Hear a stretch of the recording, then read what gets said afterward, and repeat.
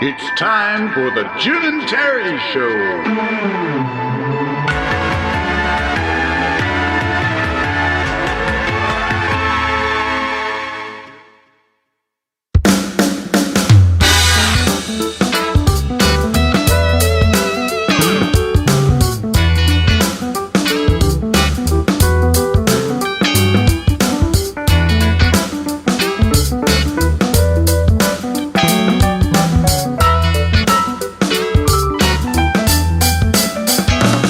I've been thinking about the state of the world.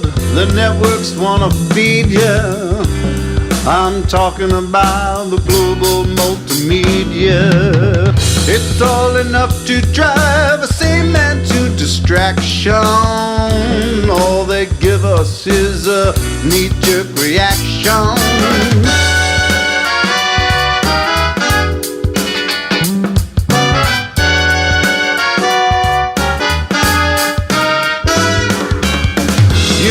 It's easy to forget how much they need you.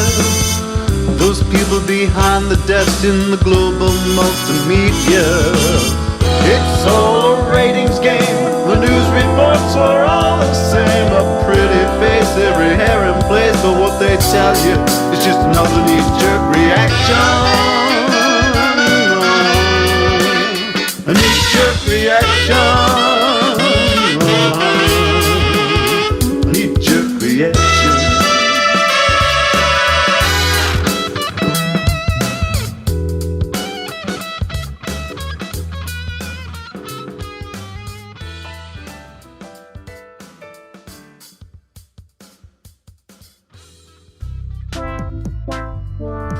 The Jim and Terry Show, coming to you from the comfy confines of the Hobbit Hole studio in the basement, where I hover around my one lump of coal in the snow.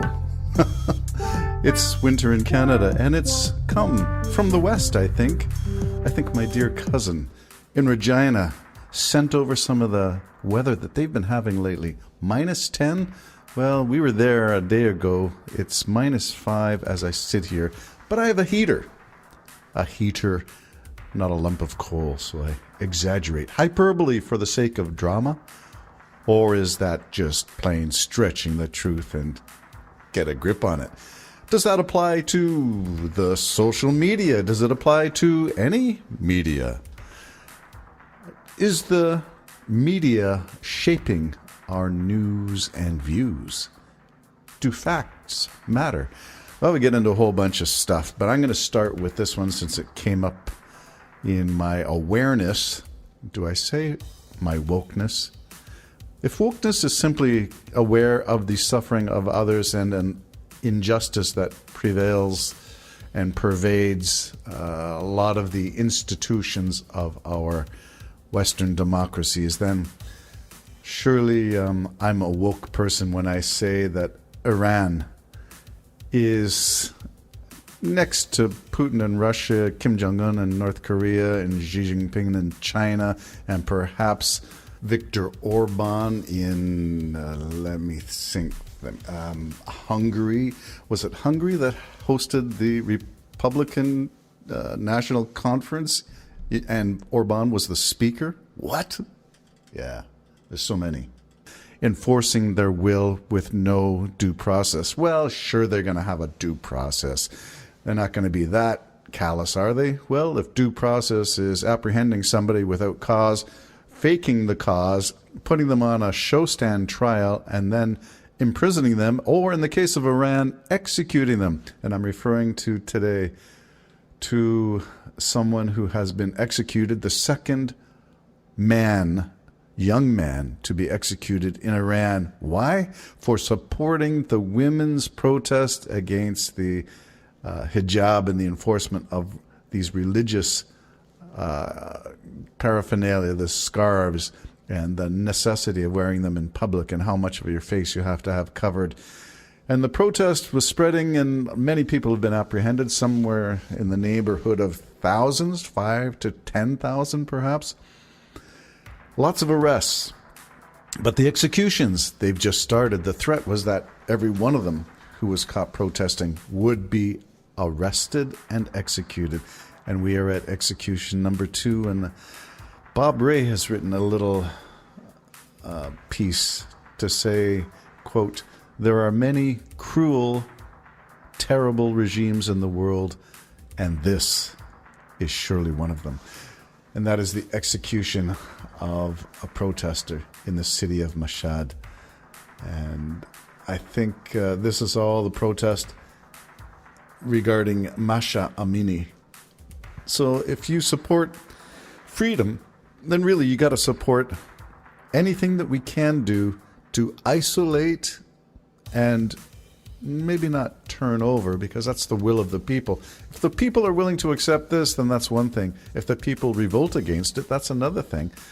But surely we have to support the protesters, and when they are arrested and put on false trial, display purposes only, for their own satisfaction, and take the life of a protester.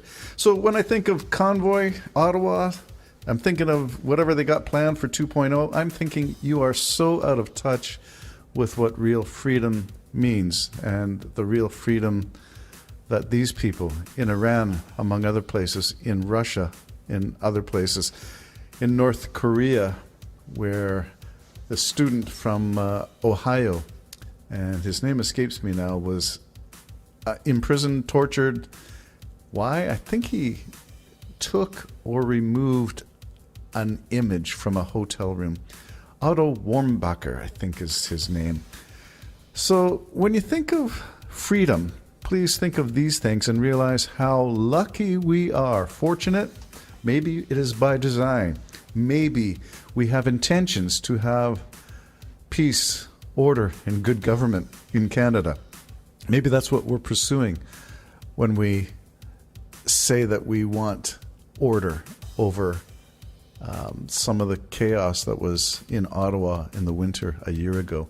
So please get a grip on it and put it all in perspective. The second execution. And what did we have in Ottawa? An inquiry about the use of Emergencies Act. An inquiry. Accountability. So please, don't get your Schwartz in a knot over this kind of stuff when real issues, the Uyghurs in China, the Iranian protesters, it's all big news, and freedom is something that we need to talk about and discuss. But fundamentally, if you have the right to protest and you are asked to move, that is not an intrusion upon your rights. I'm sorry. So let's keep it in perspective. All right, so the media, that song, by the way, the opening song, you can go back and cue it up again, is by Ray Brooks from, Ray, I'm going to get your city wrong. Melbourne. Am I right, Ray? You can correct me. Right into the Jim and Terry Show and correct me, Ray. Ray did all the instrumentation for that. I simply did the vocals. And the lyrics are his as well. So it's his social commentary on, well, it could be any social media. If you look at them, perhaps they're all the same. Every hair in place. Yeah, it sounds like just about any news outlet. And control. Do they feed us all the same thing? Well, I think we're seeing some changes. Murdoch has distanced himself from Trump. Well, that's a good thing. It took 4 years, 5 years of embracing Trump and making him the be-all and end-all of all Fox News programming. But perhaps there's a crack in that veneer now. So maybe there's some movement. CNN is rebranding. I'm not sure I like it, but, I mean, they are trying to find some kind of what they would say is a middle road. So they're trying to present Republican views as well as Democratic views. But my sense of it all is that it's way too late for this parsing of things into left and right or Democrat, Republican. In the case of the United States, it's far more extreme than what we are experiencing with conservatives in Canada and PP, Pierre Poilievre, and the UPC, United Conservative Party, UCP, in Alberta, Danielle Smith, and where else are we? The Conservative Party of Canada.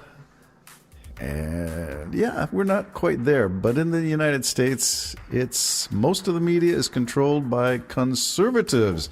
And you got to check that out for yourself to find out who owns what news outlets, what papers, what media is controlled by what billionaires. And that will, of course, take me to Elon Musk and what would I call it? The Twitter files.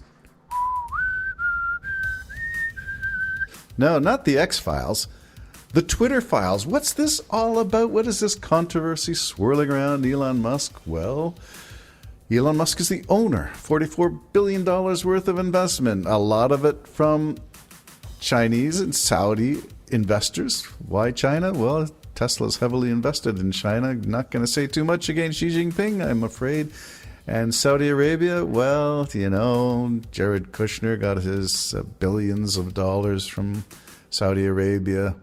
And I'm thinking his best friend, Mohammed bin Salman, is somewhere, you know, stoking and poking. What it all means? Well, Elon Musk said that his pronouns are prosecute/Fauci. And that stirred up a hornet's nest. So who would say is that kind of thing? Well, that's the kind of utterance that comes from the far right.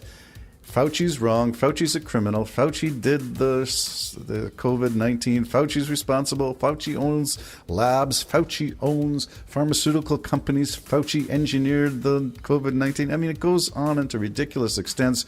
Where do you get off on that crazy train? Well, that's best not to get on it in the first place. And to put Fauci in the same breath as Elon Musk is maybe the first step that you should not take in this analysis. So Twitter is exploding. Is Twitter, well, they voted? That's a wrong thing. Elon Musk decided to open Twitter back up to Trump. Trump won't have it because he's got a legal condition imposed on him by his own Truth Social that he has to tweet or comment on Truth Social, so he can't go back to Twitter. But all kinds of other, do I say rogues gallery of right-wing zaniness and insanity are now coming up. And who am I? I'm just somebody who follows a few people. Does social media impact your life? To what extent? I'm using it as a research tool for my book, The Grace of Uncertainty.